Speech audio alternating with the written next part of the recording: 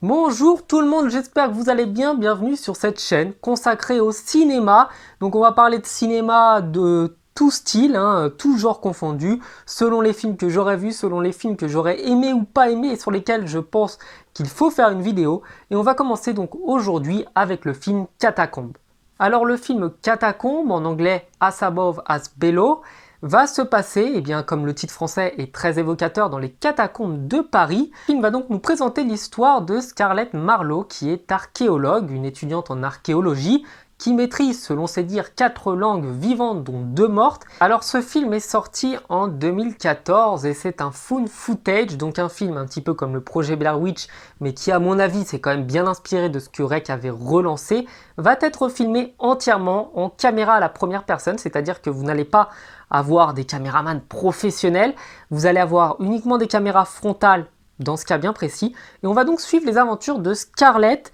qui va être à la recherche de la pierre philosophale, et son aventure va l'emmener, attention spoiler tout au long de cette vidéo, va l'amener à aller en Iran pour retrouver une espèce de taureau étrange avec des inscriptions qui lui permettraient de trouver de précieux indices dans la quête de la pierre de Nicolas Flamel. Malheureusement, comme le texte est écrit en araméen, une langue qu'elle ne parle pas, malgré les 4 langues vivantes qu'elle parle et les 2 mortes qu'elle maîtrise, elle va donc demander l'aide de son ami Georges qui, au début, refuse absolument de l'aider puisque c'est une aventurière, c'est une femme dangereuse qui l'a emmenée dans des aventures incroyablement dangereuses auparavant et donc il refuse au départ de l'aider. Et c'est là qu'avec des facilités scénaristiques, notre ami Georges va dire « Oh non, absolument pas, jamais je n'irai avec toi !» Et Scarlett va dire « Mais si, voyons Georges, viens avec moi parce que si tu ne viens pas, il n'y a pas de film !» Donc Georges va se dire « Merde, le réalisateur a quand même mis pas mal de budget pour aller en Iran, je ne peux pas lui faire ça. Vite, je vais partir avec toi, même si je dois mourir. » Et donc, nos amis vont partir dans un musée parisien, ils vont détacher une pierre qui pouvait leur donner un indice rarissime sur la quête de la pierre philosophale. Ils vont y mettre du détergent et ils vont allumer. Ils vont foutre le feu à la pierre. Et en fait, ça va révéler des choses en araméen. Encore une fois, tiens, pourquoi pas. Prenons des... J'ai envie de dire pourquoi pas. Sur ce truc-là, j'ai envie de dire, Georges, il a changé d'avis en 30 secondes. Il faut absolument que des gens puissent dégrader des musées en toute liberté pour retrouver la pierre philosophale. Donc bref, ils arrivent à en conclure qu'il faut aller 120 mètres sous terre. Pendant la visite des catacombes, ils vont rencontrer bizarrement un personnage dont on ne sait rien, ni son prénom, ni son âge, ni ce qu'il fait là, ni pourquoi il leur a donné cet indice-là, ni même le revoir pendant la suite du film. Donc c'est un personnage, voilà, c'est un PNJ qui apparaît et qui dit « Il faut que vous demandiez le papillon dans tel nightclub ». Qu'est-ce que nos amis vont faire sur les conseils avisés d'une personne qu'ils ne connaissent pas? Ils vont se rendre dans une boîte de nuit et demander Papillon. Une fois Papillon trouvé, ils vont lui dire « Tu dois nous emmener dans les catacombes, tu es le seul qui peut ». Mais Papillon dit « Mais attendez, je ne vous connais pas, je ne sais pas qui vous êtes, pourquoi est-ce que je vous aiderais alors que les catacombes peuvent être dangereux ?» Ça, c'est parfaitement cohérent venant de lui. Sauf que nos amis vont lui promettre un trésor, ils vont lui dire « Nous avons trouvé un trésor pirate !» Enfin non, un trésor, mais pour moi c'est comme si vous disiez un trésor pirate. Et donc Papillon va subir une georgite aiguë et va se dire « Waouh, un trésor! Je vais vite croire des gens que je ne connais pas, que je n'ai jamais vus, qui me racontent des conneries et qui me disent d'aller dans les catacombes parce qu'il y a un trésor. Je vais y aller, mais si je prends le trésor, hein !» Et c'est comme ça que nos aventuriers vont partir, tous les 6, puisqu'ils vont être 3 à la base, le caméraman, Georges qui a eu une georgite, Scarlett qui a envie décidément de faire tout un tas de conneries et de convaincre les gens en 30 secondes, et 3 copains de Papillon, donc Papillon et 2 de ses potes. Donc petit à petit on s'enfonce dans les catacombes de Paris, et ce qui est assez génial, et par contre ça faut le saluer, c'est que beaucoup de scènes ont été filmées réellement dans les catacombes de Paris, donc ça c'est quelque chose de très bien. Et je dois dire que sur cette ambiance-là, le film est très bien pensé, puisque ça donne un côté terreur qui est beaucoup plus présent que si ça avait été filmé eh bien, dans des studios comme on a l'habitude de voir. Très rapidement, il va y avoir un éboulement, là c'est une The descente aiguë, donc le fameux coup de l'éboulement quand vous êtes dans des galeries, et nos amis vont se retrouver pris au piège, hein, voilà, ils ne peuvent pas sortir et ils doivent trouver un moyen de partir. Donc petit à petit, ils s'aventurent dans des endroits qu'ils ne connaissent pas, ils se rendent compte que c'est comme si la salle avait bougé, les pièces avaient bougé, avaient été décalées par quelqu'un sans qu'on puisse comprendre, puisqu'ils vont se retrouver à tourner en rond, vraiment tourner en rond sans savoir trop pourquoi et ni comment,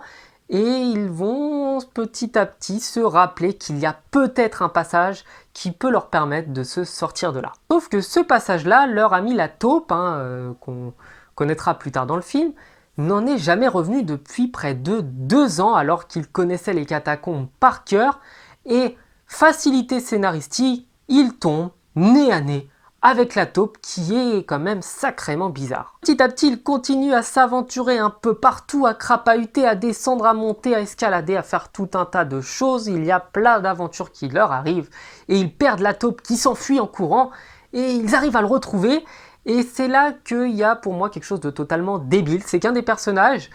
une fille en l'occurrence, hein, va se rendre compte que le mec est bizarre, que le gars ça fait 2 ans qu'il est censé être mort, mais elle va s'amuser à aller le toucher, pour être bien sûr qu'il va bien, hein, parce que ça se voit, le gars ne bouge pas, ne parle pas, ne réagit plus, mais il va forcément très bien, et il va lui éclater la tête contre le sol, il va la buter, et c'est là que tous les personnages vont commencer petit à petit à mourir. On rencontre petit à petit dans le film des gens bizarres qui viennent chanter là, qui viennent zoner en fait dans les catacombes de Paris, et on voit plus ou moins un de ces personnages bizarres qui va balancer notre copain caméraman dans un puits, il va s'effondrer au sol, il va mourir là, et tous les personnages vont commencer à paniquer, vont commencer à s'inquiéter de plus en plus, et c'est à ce moment-là que le film s'est complètement paumé, donc je vous explique tout de suite. Le film s'est complètement paumé parce que un de nos copains, notre copain Georges, va nous expliquer, en tombant nez à nez avec un piano, qu'il ressemble étrangement à un piano avec lequel il jouait avec son petit frère, qui est mort, voilà, ça faut le dire, c'est un événement assez important, et qu'il jouait seulement une chanson, mais qu'il ne pouvait pas finir puisqu'une touche manquait. Et en jouant, comme il le faisait, hein, c'est normal, on est dans les catacombes, on est perdu, il y a des personnes qui viennent ou qui sont en train de mourir, et on joue du piano, que tac, tac, tac, et bien en fait cette touche ne marche pas. Comme s'il s'agissait de la touche du piano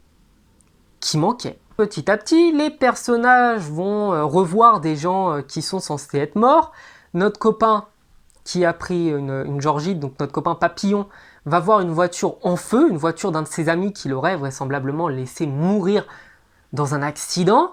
et il va se faire absorber par la voiture, et va mourir, et d'autres personnages vont mourir, et petit à petit, on a l'impression que c'est une sorte de grand purgatoire géant, à savoir que Scarlett, dont le père est mort suicidé, va voir le corps de son père, va s'excuser de ne pas lui avoir répondu au téléphone, car c'est ça qui l'aurait poussé à se suicider. Et une fois qu'elle s'est excusée, que l'âme de son défunt père l'a pardonné, peut-être, hein, je ne sais pas, eh bien il va disparaître. Et petit à petit, en fait, toutes les hallucinations de nos personnages vont disparaître quand ils auront fait la paix avec eux-mêmes, jusqu'à pouvoir ressortir des catacombes. Donc voilà, j'ai spoilé complètement le film, là après ça vous n'avez même plus besoin de le regarder, et donc je vais revenir, avant de conclure, sur les choses bien et les choses pas bien. Les choses bien, c'est déjà le found footage, je trouve qu'il est pas mal utilisé, il y a des films qui se sont un peu cassés les dents dessus, et il y en a d'autres qui l'ont fait à merveille comme Rec, d'ailleurs, qui sera peut-être un des prochains films dont je parlerai en vidéo, mais celui-ci est particulièrement bien fait, j'aime les décors, le film est pas trop long et je pense que c'est quand même mieux comme ça parce que des films d'horreur, vous pouvez pas mettre une intensité énorme pendant 1h30 comme ça et ça pourrait être un peu trop long autrement. Aussi, du coup, le cadre hein, des catacombes, la quête de Nicolas Flamel qui pouvait être une bonne idée, mais sauf que petit à petit, comme je vous l'ai dit, hein, avec l'explication du film que j'ai donné avec tous les spoilers, et petit à petit on s'écarte de plus en plus de la quête du de la pierre philosophale et on s'écarte complètement de l'histoire originale pour finir en grand purgatoire sans qu'on comprenne vraiment pourquoi c'est arrivé de cette façon. Donc on va pouvoir parler des points négatifs. Un point négatif que j'avais vu, un des collègues qui avait critiqué le film, c'est une petite erreur en fait de montage, c'est que on nous dit que c'est des caméras frontales, sauf que les caméras, en fait, on se rend compte qu'elles sont positionnées sur le front, enfin sur le haut de la tête, et donc qu'elles devraient filmer le mur. Sauf que là, dans le cas précis, elles filment comme avec les yeux, mais elles sont... Enfin bref, ça c'est une erreur qui peut arriver, qui est pas trop méchante, mais ce que je reproche surtout au film, c'est les longueurs. Avec un film d'1h30, normalement il devrait pas y en avoir, mais ils ont réussi à faire démarrer le film très lentement, ils ont réussi à nous faire perdre le fil à un moment, et c'est surtout ça le gros point noir du film Catacombe, c'est que on part d'une quête qui pourrait être géniale, un mélange entre Tomb Raider avec Indiana Jones mélangé à du rec, puisque c'est du found footage, hein, voilà, il n'y a rien à voir, il n'y a pas de zombies, il n'y a pas de trucs comme ça, mais je veux dire, un espèce de mélange de plein de genres vraiment qui fonctionne, pour faire quelque chose de sympa, et au final on s'est complètement perdu en cours de route, on s'est égaré. J'ai suivi le film du début à la fin, mais j'ai pas compris la transition. Et malheureusement, je crois que le réalisateur lui-même s'est un petit peu perdu dans ce qu'il a fait. Et au final, je dois dire que je suis assez embêté par ce film parce qu'il y a des très bonnes choses, l'idée est très bonne, la réalisation est bien faite, les décors sont beaux, mais on s'est perdu en cours de route et c'est vraiment le gros point noir du film. Donc pour conclure, je mettrai à ce film la note de 13 sur 20, à savoir assez bien, c'est-à-dire que le film n'est pas mauvais, le film n'est pas un nanar, le film n'est pas impossible à regarder, le film n'est pas nullissime, mais dans le même temps, c'est un film que je ne vais pas regarder plusieurs fois en essayant de comprendre des subtilités que je n'aurais pas compris, en essayant de voir les détails qui m'avaient échappé. C'est un film à regarder une fois dans sa vie, peut-être deux, après quelques années, qui est sympa, qui va vous faire passer une bonne soirée avec des amis, qui va vous faire un petit peu peur, même si ce n'est pas le plus effrayant des films que j'ai pu voir,